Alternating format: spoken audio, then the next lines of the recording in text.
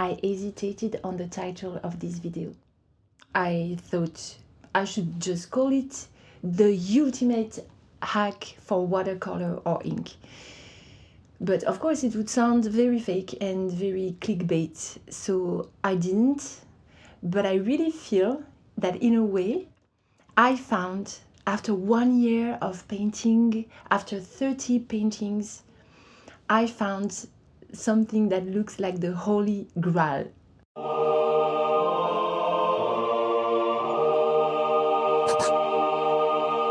So this took me 3 days to paint. And this 4 hours. And I feel that between this painting and this painting, it could have passed 4 years, you know. And the process arrived overnight. Of course, little disclaimer, if you don't like the style of this painting, don't lose any more seconds of your life watching this video. But to me, was exactly what I was looking for this whole year of painting. Making something that feels alive to me. I'll skip the basic advices for ink, which is of course have a thick paper, minimum 300 grams. Arches might be the best, at least in my opinion. You know, always paint from light to dark, add the shades little by little. Pay attention to your sketch. If the sketch isn't nice, and painting won't be nice either. So I won't list this. Instead, I will walk you through the process of making your painting absolute coma. So for the first painting, I used my usual technique, which is sketching and then inking by filling every little shape. And this led to this amazing piece of work that hurts my eyes so much. Like everything about it gives me allergies. The colors, the stiffness of it all, the dramatic lack of soul it is representing to me. But in this process, like every time I paint, the only time where I really feel my heart beat is when I see the ink melt with the water and go its way or mix with another color. So I try to apply that in a bigger scheme. What if I was just doing that? What if there was no limitation? What if there were no limitation? What if I would let the ink go wherever it wants to go?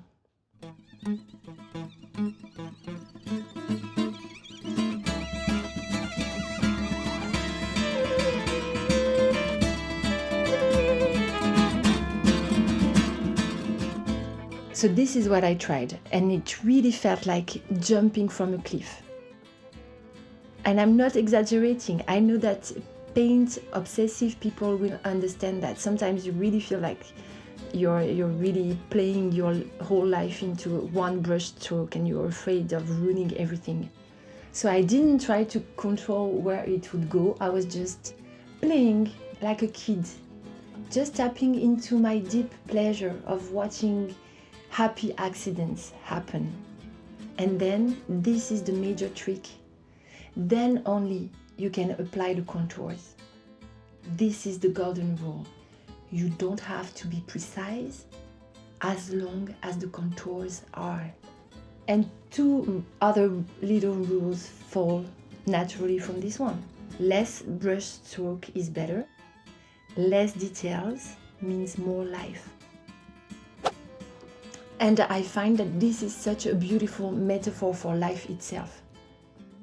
The more you control things, the more you're focused on the outcome of your life, of projects, on things, the less you're alive. Just because life is a constant metamorphosis, it's a constant evolution, change. And if you have preconceived ideas on how it should unfold, you're going against the essence itself of life. Of course, you have your role to play. You can channel this energy, try to dance with it, lead it in a way, but not control it fully. And this to me can be applied to so many things, to art, to relationships, to love, to how we grow our children. Children have their own energy, their own sight on things. You cannot apply your own theories to them. You have to let them express fully. And as a parent, you're here, you have to make sure they don't bump their head too much and they don't fall from a cliff. But it's not your job to control their inherent life energy. Yeah, your painting is like your child. Set it free. Your children are not your children. Your paintings are not your paintings. They are the sons and daughters of life's longing for itself. They come through you, but not from you. And though they are with you, yet they belong not to you. You are the bows from which your children, as living arrows, are sent forth. Yes, I am reading there the text of Khalil Gibran. Okay, did I lose track somewhere? Second major Holy Grail tip. To sum it up, I would say that it is egotic to try to get rid of your ego. So, the big star of this video is the Fool, the zero major arcanum. Well, it's not even zero, it has no number.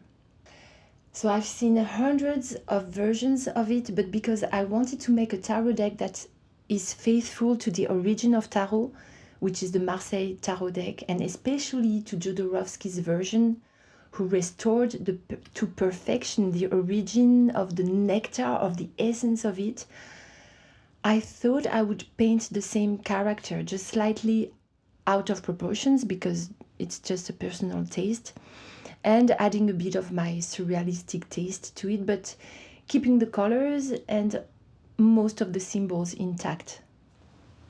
All of this because I heard him say that all of the 20th century decks are good to go to trash because they are filled with the ego of each creator.